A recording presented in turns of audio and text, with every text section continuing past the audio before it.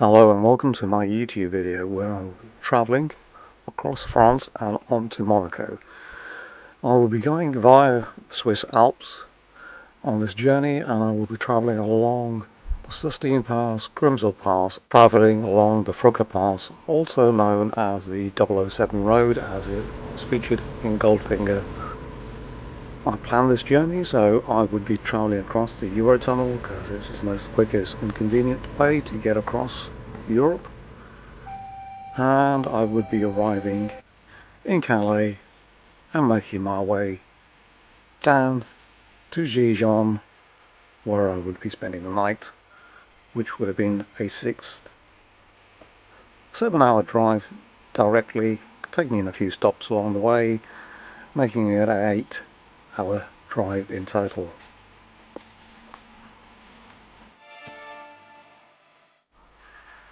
In this journey I will be taking my brand new 992.2 GTS Porsche, which just arrived recently, so I thought good idea to stretch its legs, run a few miles in and take a nice journey across Europe. Upon arriving in France was to change my miles per hour to kilometers, making it easier to work out what the speeds are on French autobahns and also to calculate the distance more accurately on the European sat-nav maps.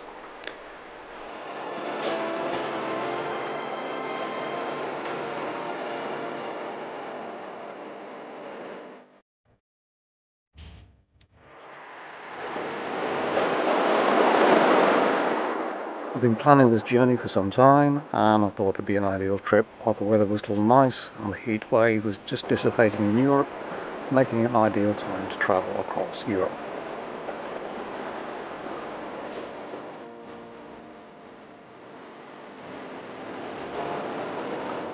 One of the roads I discovered was this magical tree-lined route which led up the mountain roads on this wonderfully clean and just freshly tarmac laid route, which was relatively free of the local traffic, but having the opportunity to have a couple of our vehicles past my route just added to my sense of security, as I knew there was a couple of cars ahead of me that would have to let traffic give way to themselves before they get through.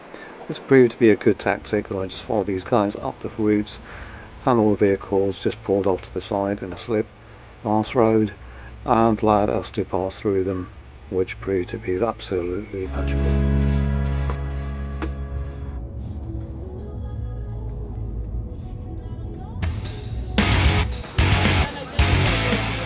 Upon arriving in Lutherbone, also known as the Seven Valleys, the view was absolutely spectacular.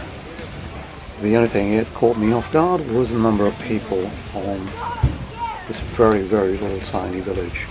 It was crammed, packed full of traffic during the daytime.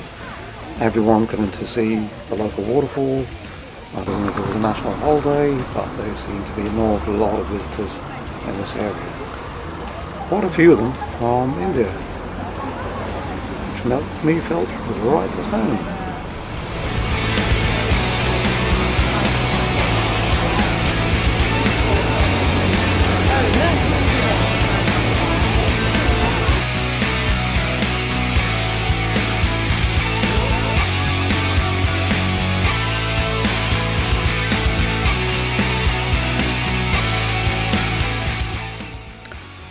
If you're looking to travel yourself, this video might help and provide some helpful information on how to travel across onto Europe. One of the things I would recommend is getting a tag for the tolls. This is an automated tag system which allows you to pay for tags and tolls automatically without stopping off and getting out your vehicle to pay for the toll on the auto routes that you have placed in France. The other thing here, you will need a Visa Clean Air certificate for driving in various cities in France, and you can apply to this on the French website and the Ministry of Transport. I'll try leaving some links down below so you can make this a smooth and easy journey for yourselves.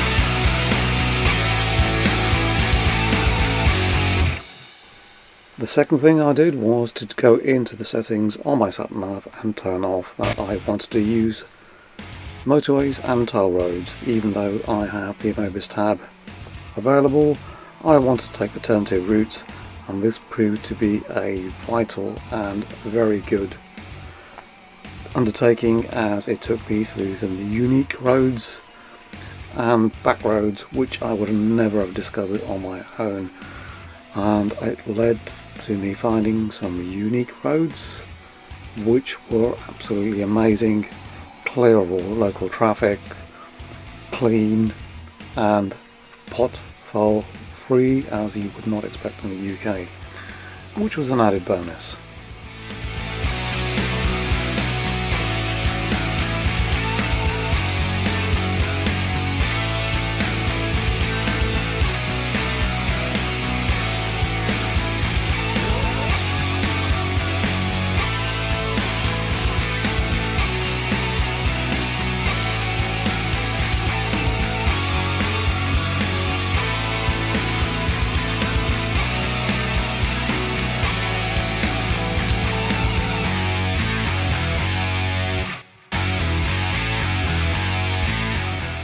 One of the things I did do was to take a trip to behind the waterfall, and you have to go through this little entrance tunnel and make your way up this very ancient staircase. Well, if you can call it that. It was just a rocky path with a gate to stop you from falling over on the side, and had water drizzling down all the way, which made it kind of slippery, so essential to have good footwear if you are planning on taking this route to have a look at this spectacular view.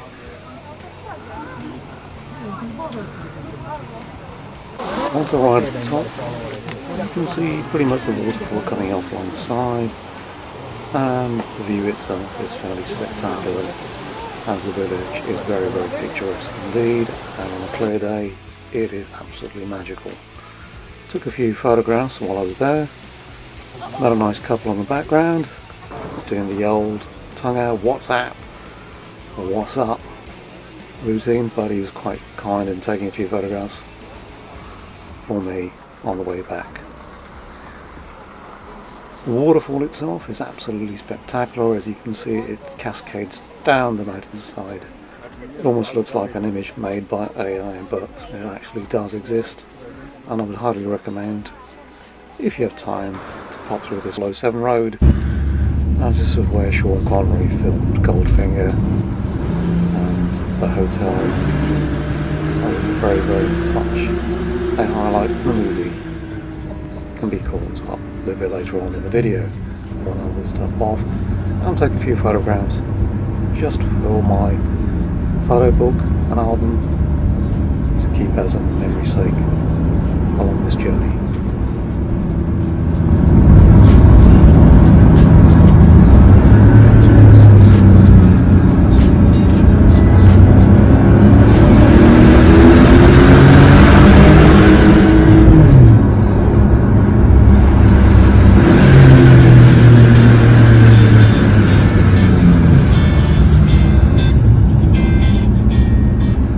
Going through the tunnels through the mountains was absolutely magical, and yes, like every child, I had to rev the engine as I went through. What's the point of having a sports car if you can't do that? So I enjoyed it, came through the other end, and what met was a spectacular view of the Swiss landscape. As you can see, this is kind of why you would like to go along and just enjoy the trip. Luckily for me, not too many motorcycles and cyclists on the way down, and further on, going on to the various other passes like the Grimsel and the Furka, you get more than your fair share's worth of cyclists coming up down there. Quite a lot of them are quite nice. One or two tend to be complete utter idiots. Somebody whizzing by in the sports car, they take it personally, and being a cyclist myself, I couldn't see what the problem was. I stayed quite close to this guy, but he took one look at the Porsche and said he was going to have a go. But having said that, there was a whole bunch of motorcyclists and other people in sports cars either flashing their lights or giving me the thumbs up. So it shows you there is love from other people on the roads. And just don't let the odd person ruin it. That's what they're hoping for, so don't lower yourselves to play their game. As I said, the scenery and the routes are absolutely magical, and it's a wonderful experience. If you can go along and drive these routes and find it nice, clear route on a wonderful clear day.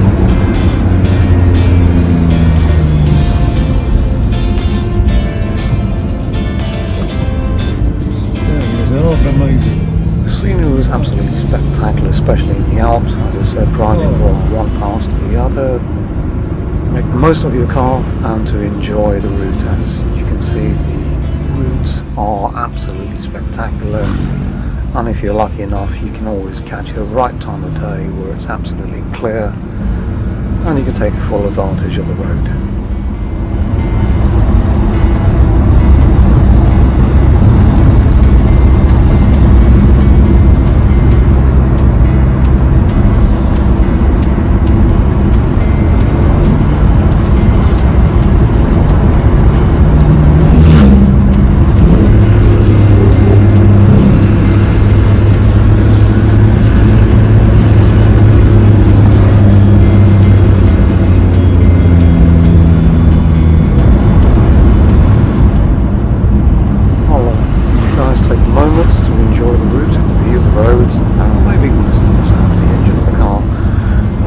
Too much talking here, as it's far too much to take in and enjoy.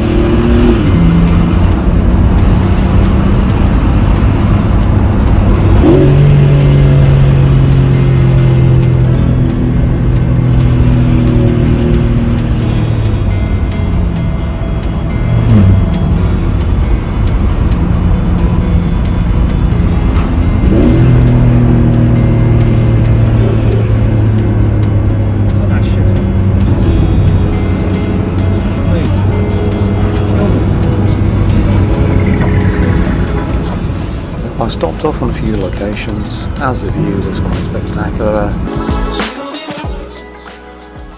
The Furka Pass itself was absolutely amazing. A lot of people take their break, and you can see the hotel here, which has been closed for many years, and it is quite a unique spot along the route. As you can see, it's quite a magical place. There's lots of melting ices on top of the hills, and the glaciers around are melting. You can see these wonderful little water flows as you go. I caught it at a pretty good time. There's plenty of parking when I arrived, and luckily it was easy to park up as there's plenty of space available, but that soon changed within a matter of minutes as a non-charger vehicle suddenly appeared from nowhere and took up most of the space. This cafeteria itself is quite unique. There's facilities there for you to take a break, have some food, some lunch, and on top there's a souvenir shop where you can go and visit, and also if you want to visit the glacier you can buy a pass and go there. I didn't do that myself because I had quite a long journey ahead of me and I'll probably leave that for another day.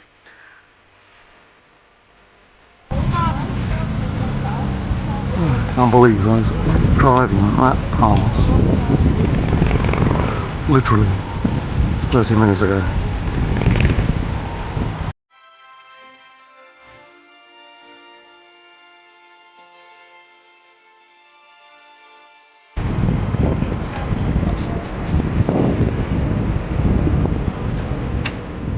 As you can see here, you can see the lake which is out leading into a nice little flow down the hillside, which is coming off the melting glacier. As I said, it was a heat wave when I attended, so there was lots of melting snow and ice around the area, which gave it a magical feel.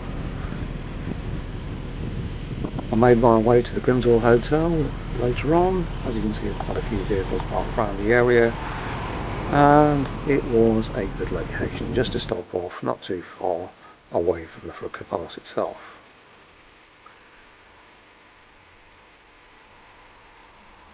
So there's some magical scenery near the lake, some nice little picnic areas, a little bit long.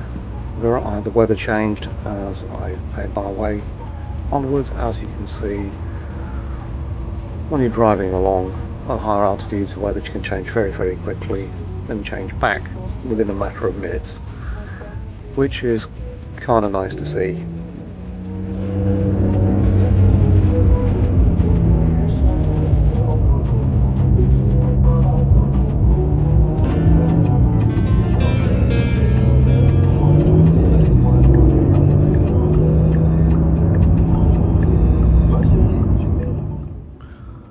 Travelling along these twisty mountain roads, especially on a damp and wet day, can test your skills and the capability of the car really rapidly, and can exploit the drivability and the stability of the vehicle very quickly. It's always cautious to take a cautious approach.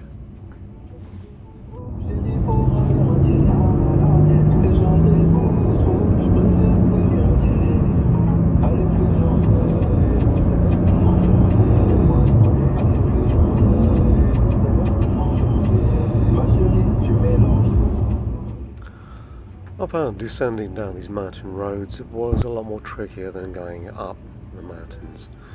You tend to gain speed rather quickly, and the vehicle takes a lot longer slowing down, and you've got to be cautious of other vehicles on the road that have less efficient braking, like for instance these vans and trucks that can be found here, also the many cyclists also coming down these routes. So you've got to be fairly cautious, keep an open eye, and make sure you don't gain too much speed going around blind bends and corners, and sharp and twisty wet roads can also be a hazard.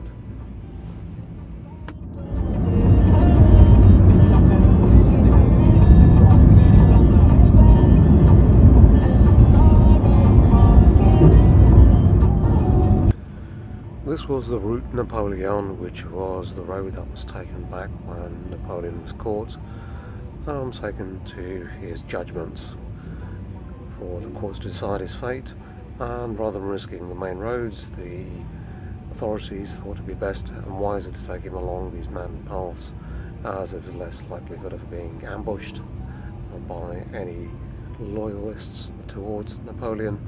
But his modern day name has remained, and the route is absolutely spectacular and a great driving road. If you ever get the opportunity, highly recommend going along this road.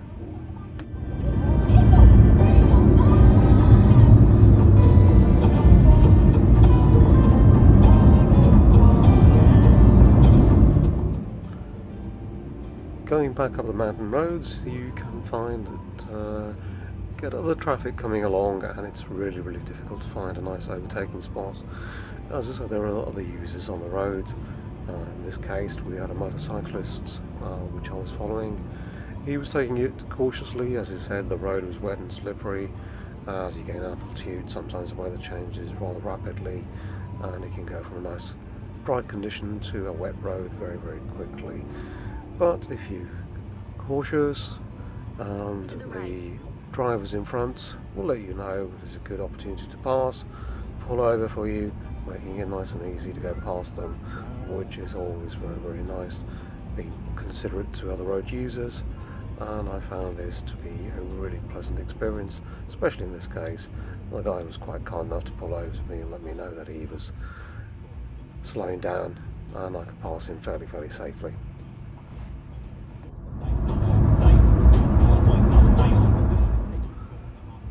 Coming off the route for Napoleon, I soon arrived in Cannes, and the scenery and the atmosphere suddenly changed to a more tropical location with the views of the ocean in front of you, the coastline revealing its path towards central Cannes and on to Monaco, which is going to be my final destination, where I was going to take a break.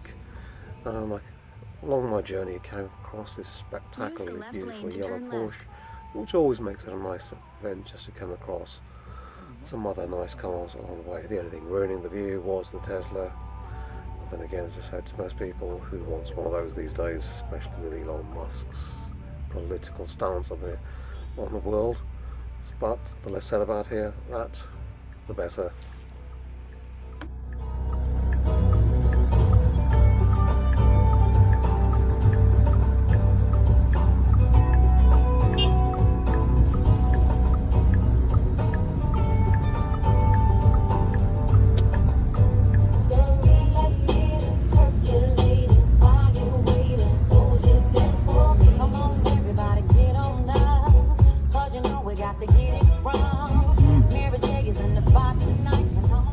If you ever get the opportunity to go along Cannes, it's highly recommended. There are the usual mandatory speed bumps along the way, but if you've got a nose lift kit, it does make life easier on your sports car. But gives you the opportunity to slow down, take in the scenery, the views, the landscape, and just feel the ambience in general. So having a few bumps just to slow you down just adds to that little special occasion, especially that it's such a nice place to go and visit. So I highly recommend staying at Cannes. I would have chosen Cannes as a first location, but I got a deal at a hotel in Monaco, so I took the opportunity to take that instead. But either of these places would definitely be on a tick list to go and stay for a nice long vacation, rather than the day or so I spent here. But on a return trip, I think I'll come back here, probably with my partner, and we can make the most of both locations, staying a few days in Cannes, then moving on to Monaco and spending a bit of time there.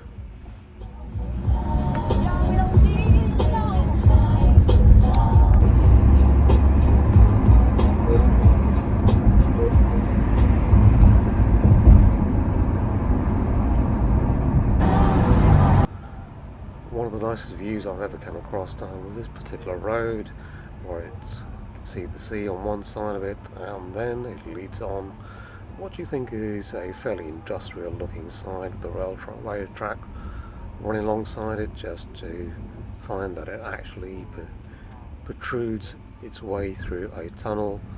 And happy days, because I can listen to the roar of that engine throughout this tunnel.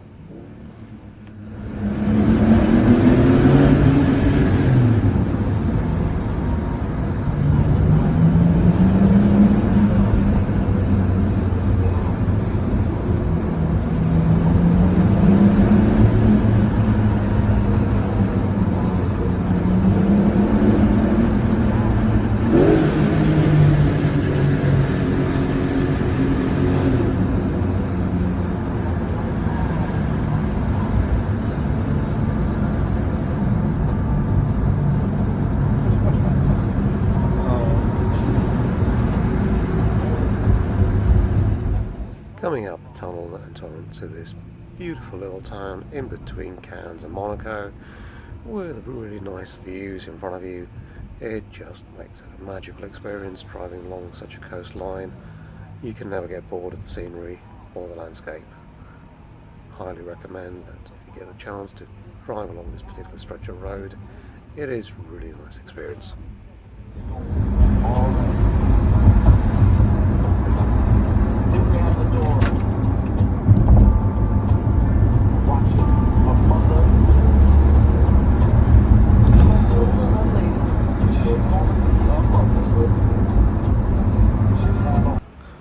I finally arrived in Monaco, and as you can see, it is a spectacular place. I personally had a hotel booked in this wonderful harbour, plenty of parking space around. Our hotel was a little bit tricky to find as it was hidden away right at the back, but finally managed to locate it, even though the satellite decided to take me around the long way around. But as you say, it is a gorgeous location, palm trees, super yachts, cars, and the general spectacular view of Monaco in the background. Nice thing about this particular harbour is that you can park your car outside, take your cases off and go into the room, and one of the many benefits I found about the particular room I had booked is the view was absolutely amazing, and you can see all the super yachts parked outside, so you can see just how the other half live. Difference between a millionaire and billionaires is quite obvious.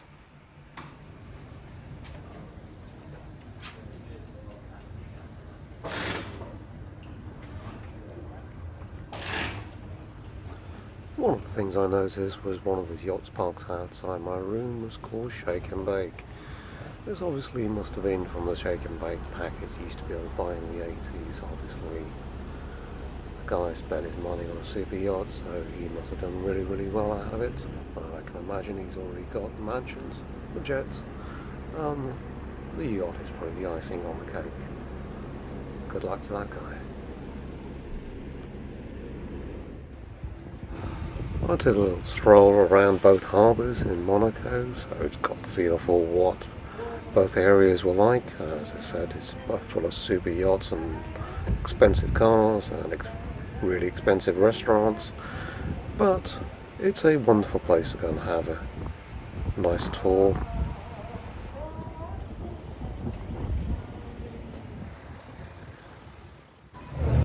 In the evening I went around to the square that's been featured in many a YouTube video, and here you can find such sites as Hotel de Paris, which I went in and had a coffee, and also Casino de Paris. If you fancy doing some gambling, I went in, had a look around, and decided it was too long a queue to go and actually place any bets on any retail tables. Also nearby is the Opera House if you wish to go around and indulge in some opera. As you can see, the Casino de Paris is a spectacular place. Unfortunately, I didn't see Sean Connery there at all, which is rather disappointing. I was looking forward to getting his autograph, but hey, maybe next time.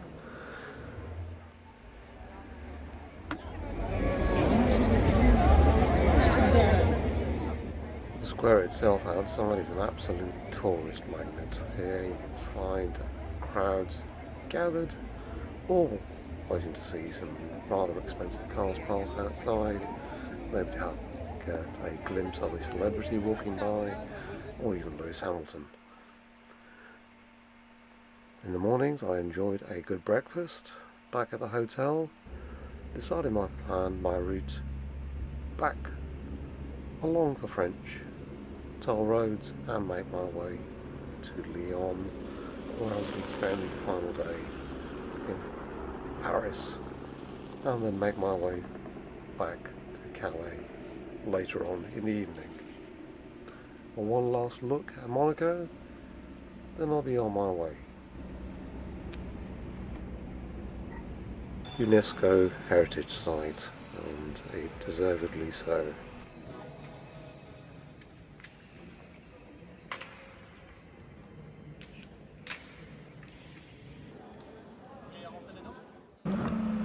On my journey home, I came across this Ferrari 812 Superfast, and he decided that he fancied to go, so we went at it along the French coast. Of course, we never broke the speed limit whatsoever, but we did have some fun. Unfortunately, being a dual lane, you can only go so fast before somebody pulls out in front of you, and then you have to slam your brakes on.